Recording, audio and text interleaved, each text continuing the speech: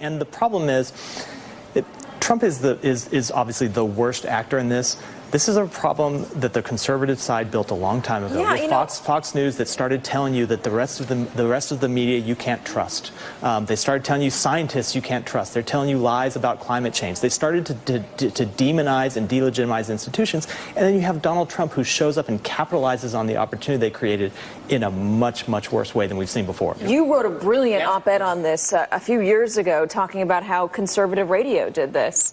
You asked for a bit of a mea culpa for a role that you played in it. I will just leave us with this one story. I was in Miami when Donald Trump was campaigning, and I was talking to a gentleman who was telling me why he liked Donald Trump, and he said he's going to be really tough on immigration. He's going to deport all of these undocumented immigrants. And I said, you know, President Obama has deported more undocumented immigrants than anybody. I mean, he's done it more. And the guy looked me in the face and said, you're not true. That's not true. You're lying. And I said, no, there are stats to prove it. What stats? And I pulled them up on my phone. Pew stats. He looked at the empirical evidence and said, I don't believe that. Yeah, that's the moment. I mean, look, there's a legitimate criticism of media bias.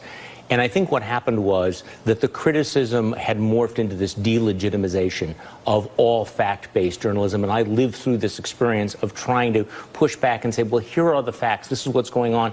And when people said, well, I'm not going to believe it from this source, that source, when you just could not break through this alternative reality silo, that was the moment I went, oh, my goodness. You know, we have delegitimized all of this. We now are officially in a post-truth world. And in that post-truth world, we get Donald Trump as president of the United States.